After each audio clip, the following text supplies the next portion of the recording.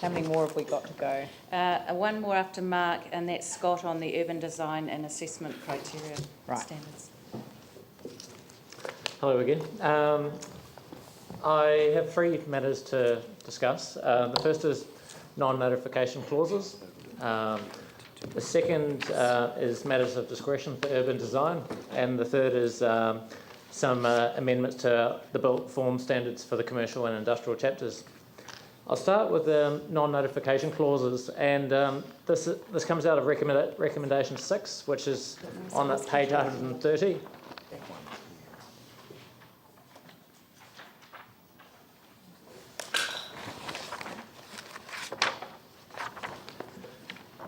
The recommendation, amongst other things, seeks to reduce consenting and notification requirements, and staff's response is at the bottom of page 131 and on the top of 132. I won't read out what's there, but just to provide some context to these proposed amendments, Action 45 in the LERP requires that as a matter of urgency, Council reduces consenting and notification requirements, and in the statement of expectations there's one of the statements is that we reduce significantly the requirement for notification and written approval. So we need to consider a change from what the current operative city plan has in the way of non-notification clauses. Under section 77D of the Resource Management Act, we've got the ability to include these clauses, which effectively means for a non-compliance with a rule that written approvals are not required and the application is not to be limited or publicly notified.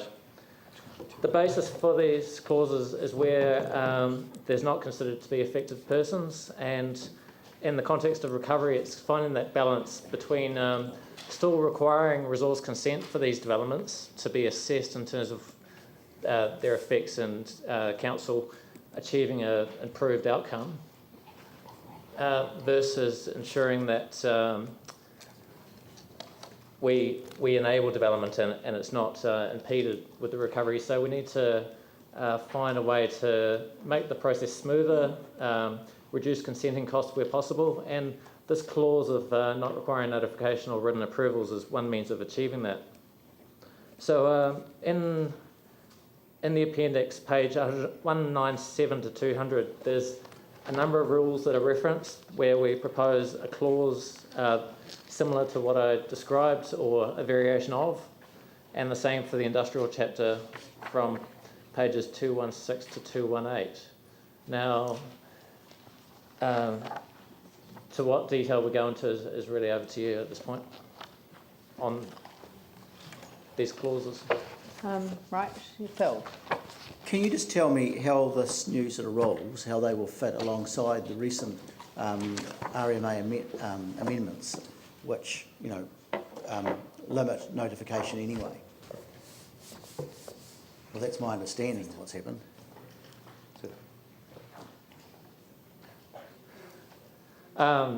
Just talking with Sarah, they're consistent with those RMA amendments. The amendments were, the section of the Act I read out allows us to include these clauses, which, and that amendment was made in 2009. I guess it just seems that there's been, in Spade and Heath anyway, there's been a spate of new facilities, say, going in, which aren't notified, and which has really raised the ire of a lot of residents, that's all. And this just seems to add to that problem. Yeah, as I explained, this is going a step further than what the current city plan has in the way of these clauses, but the existing city plan does have similar clauses at present. So some matters, some rules, we don't propose this clause to be applied, and the obvious examples are setbacks from residential boundaries, recession plains, where a commercial or industrial zone adjoins a residential boundary, and building height. So if there was a proposal that didn't comply with one of those rules, then clearly there's going to be some impact on that residential neighbour of a building encroaching into that setback from the residential boundary. Some other matters, we've already got the clauses included in the draft that went to the ministers, not requiring notification, such as the urban design trigger. So an assessment of not just how the building looks, but how it fits into its context. That won't require written approvals or notification. And it's really an assessment by council to ensure that a better outcome is achieved in the way of design. Another example where the current draft doesn't have has a non-notification clause is minimum floor to ceiling heights. So in a shop at ground floor level, we require the height from floor to ceiling to be 3.5 metres, and there's clearly not going to be an impact on another person, so that's where the clause applies.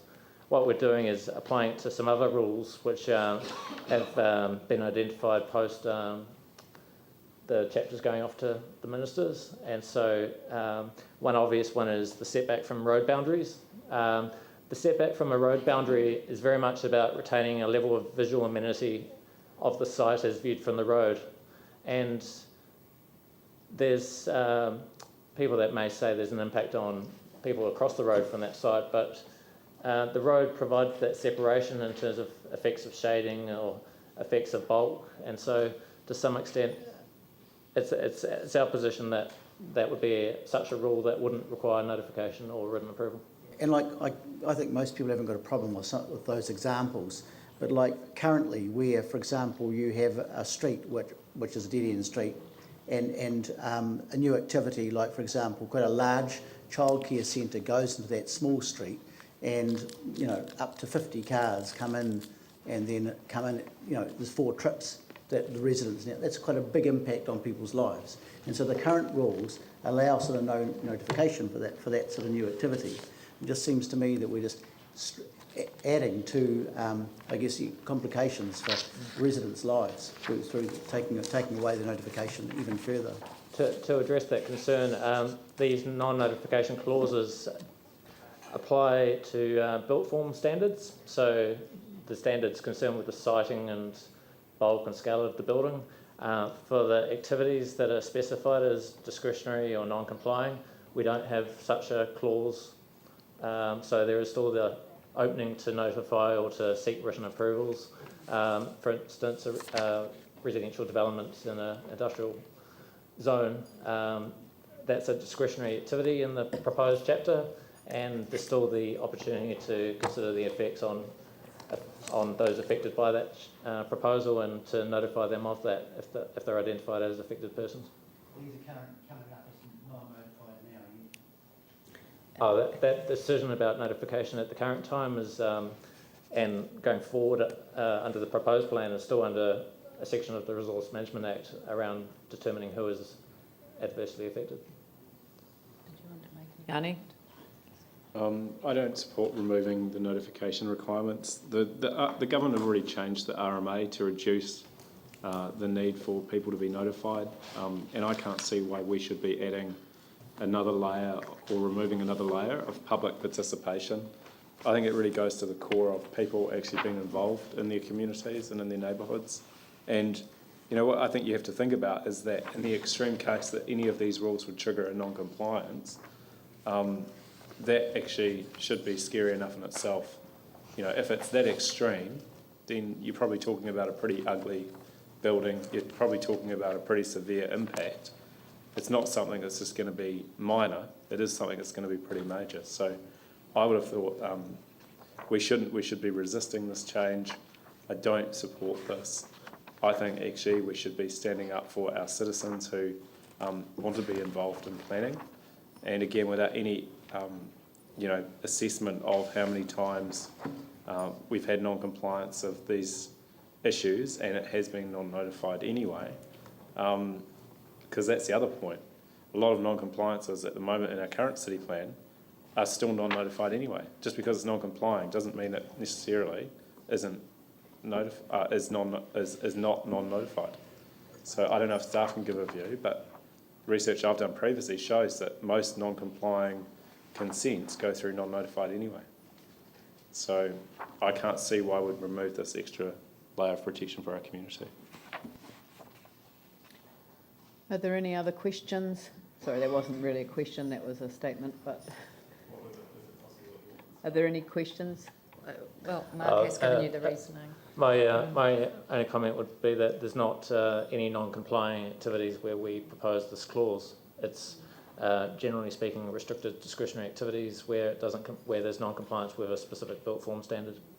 But at the moment, in terms of our current practice, how many of these roles? Is that relevant to the, are they relevant to the, is this relevant to this clause? I'm sorry, but I'm just not going to have, I think this, we've got work to get through and we've got limited time. I think there's probably two things, Madam Mayor. One is that in the absence of a rule saying things will not be notified, then every application the council officers have to do an assessment about the notification. So what this does is it takes away that step that's required, and most of the time they'll go through that process and say no one's affected, don't need to notify. What these rules do is take that step out, so in terms of reducing resource consent costs and all of those matters, it's good. What it also does is where you don't put the non-notification rule in, makes it very clear that this particular matter is something you really are going to think about notification. So I think it does two things. It makes it very clear where you're looking to notify. So for those reasons, the rules are quite helpful. Okay.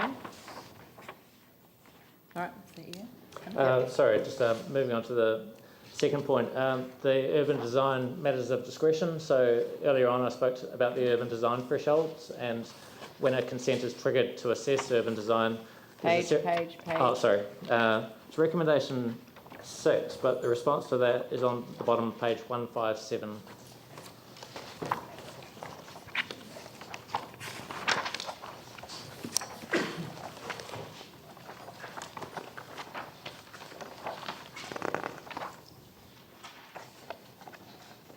Now, just quoting a line from the Minister's covering letter, there's a long, it reads, there are a long list of assessment matters, some are overly broad and subjective, making them difficult to interpret. There's an opportunity to streamline and remove overlap between provisions. So what is proposed, which is set out on pages 204 to 215, is not a material change to the matters of discretion, but rather consolidation and simplification. Sorry, 204 to 215. Yeah, sorry.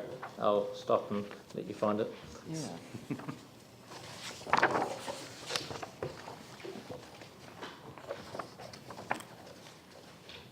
Now, just by way of example, the table on the lower part of page 204, in the left-hand column has the existing text from the chapter that went to the Minister. The right-hand column has what's proposed to be amended. And as I said, the substance of what's in the current version that went to the Minister is not changing.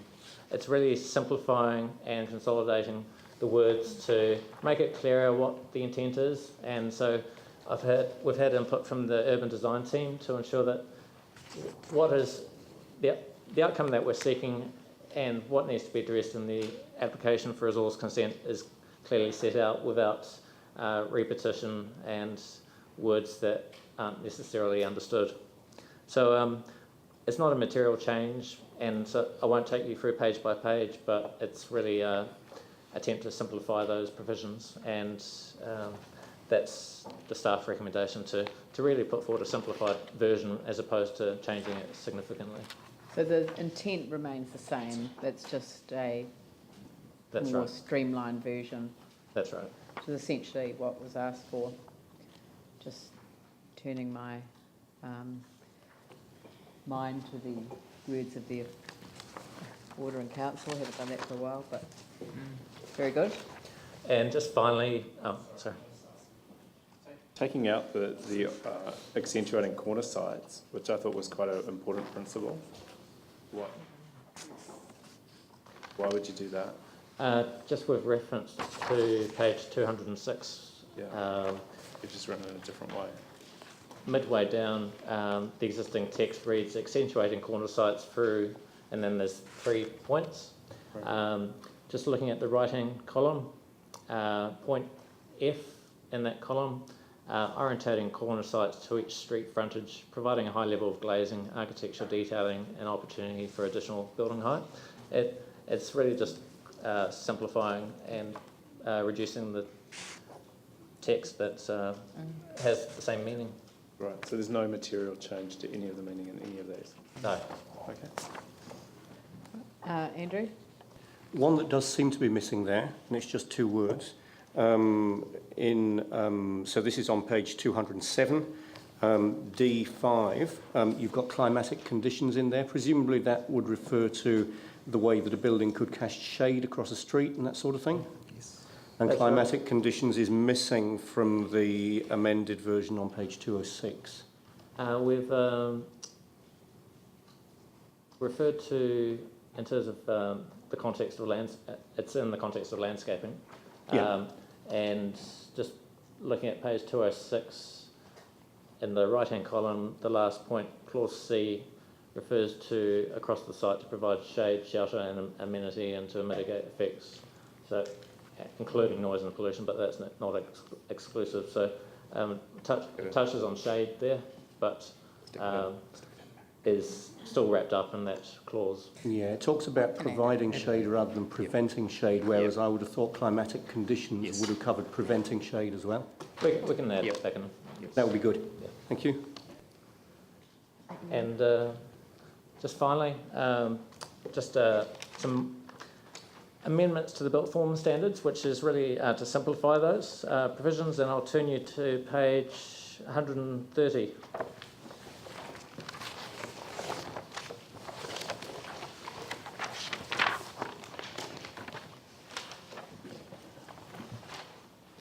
So the provisions we've sought to simplify relate to the recession plane requirement. So at the moment in the current city plan, if you're wanting to work out what angle your building has to be within, there's a complex series of diagrams which have to be then used to determine a calculation of how many degrees your angle is. We're simplifying that rule, and it's going to, the proposed rule, which I won't take you to, essentially reflects what's in the Banks Peninsula Operative Plan, which is to apply a consistent angle of 45 degrees, except for the southern boundary where it's 35 degrees. And there's benefits of that, which our urban design team have modelled around the developable area, and also achieving greater symmetry in built form. It also achieves what the purpose of the rule was, which is to avoid shading on adjoining properties of commercial or industrial development. So that's just a brief explanation of that. If I can take you to page 201.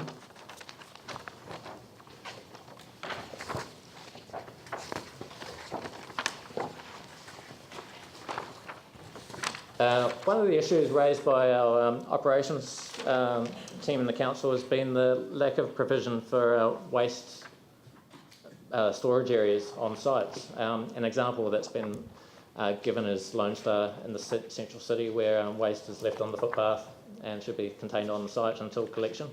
And so we're introducing a rule that requires areas for waste storage. And the previous version had a formula which is shown in the left-hand column on page 201. And it required some multiplication and addition. What we're proposing in the right-hand column is to set out what the actual area is that you need, depending on the size of your unit. But just one point to note, on the lower part of 201, we've got the floor area that the waste, so you have to work out what the floor area of your food and beverage outlet is, and then the area required for waste storage. In the left-hand column for floor area, there should be a range, so it should be 0 to 100, 101 to 250, 251 to 500. So we'll amend that to just be consistent with what's above that on page 201. Yeah. You certainly may. So this, let's say we're talking about the CBD area. What type of waste would be? Let's talk about waste. Is it put out in bags? In suburban locations where this would apply to, there's different methods, but I understand there's bins for general waste. I guess I'm coming from the recycling angle, and I don't think we have full recycling in the CBD, but we will need to get there very soon. So As- I think that's going to require probably a bigger area than this to accommodate bins. These figures are proposed for suburban locations in the second phase. We can look at the central city, but the figures have been based on advice from the collectors who have given and an assessment of existing operational requirements in terms of waste, and so this is very much reflecting on the ground what is needed to Right. support. So are they these currently businesses. recycling three types of recycling, or? I can't tell you offhand, but I can come back to you on that. I think that's sort of future-proofing things a wee bit, because currently I think that commercial food premises don't fully recycle, they don't separate their food out, and I think that needs to be addressed, but if we can just alert. Yeah, I can speak with the operations side, but this is very much about getting an area in place and on a site so there's which is space good. as opposed to how it's managed. So Okay. the management side can be dealt with separately. Just so long as it's a big enough area, that's my concern. And that draws to a close the points I want to raise, so thank you. Very good. Glenn? Thank you. There was just one back on page 130 in regard to recommendation 6 to the intention to reduce prescriptiveness under Roman numeral 1. Proposed that rules seeking a range of housing sizes to provide choice are removed and that this can be addressed later. Is there kind of any material difference in that change? Sorry, it was remiss of me to not bring this to your attention. The rule in a commercial zone where there's residential development above a shop, for instance, the rule required a mix of housing types, so one rather than the whole development being one-bedroom units. There's been some discussion with the residential chapter team about achieving that mix, and the mix of unit sizes will reflect what the demand is in those locations. And arguably in a commercial centre where this is proposed, there's likely to be a great developments that are only 1 or 2 bedrooms, and that addresses the need that arises in those locations, as opposed to residential areas where there may be a greater need for a mix. So it's really not restricting development to say if you're proposing a development of 1-bedroom units, you have to have at least 2 or 3 bed units. We're not saying that now. What we're proposing is a development can go in with just 1-bedroom units, and if that meets demand, then so be it. Okay. Yeah. Yanni? Can I just speak there? What we've done in regards to the notification, we've removed a whole bunch of rules in the residential area. We're also doing it in the commercial area. So I know there's a number of ODPs. So noble subdivision, for example, we're basically making it even harder for people to have been notified if there's changes or non-compliances. That's the residential chapter deals with those residential subdivisions. Well, like on page 77, where you've got compliance with ODP for Ferrymead, compliance with ODP for Belfast and North Horswell, and there's a whole bunch of other ones. Are these basically making it, like, thinking of noble subdivision, and people were really upset they weren't notified under existing rules? Is this making it even harder for us to notify local people around changes to ODPs? These provisions here would not require written approval or require public notification or limited notification in instances where an ODP is complied with, as well as if there's a matter on a development plan not complied with. So in those specific locations, Belfast, you've got a railway line down one side separating it from any the adjoining rural zone. You've got a retail park zone to the north, you've got a state highway to the west, and you've got reserve to the south. So I understand all that, but I know, I don't know if you've heard from the noble subdivision. Can you use your microphone, please? I don't know how much you know of the noble subdivision, but I certainly don't want to have it go through that ever again in my lifetime, and I'm sure many of others don't. And one of the main concerns that people had was the lack of notification. So when it comes to vote, can I just really have my vote strongly recorded against these changes? And I just urge you all to really think about what you're doing here, because we know how messy it can get when it goes wrong. Yep. I will ask Scott, he's the next speaker, to talk about notification, any changes or no changes with respect to residential when he's up. Okay. All right. Thank you. Thank you.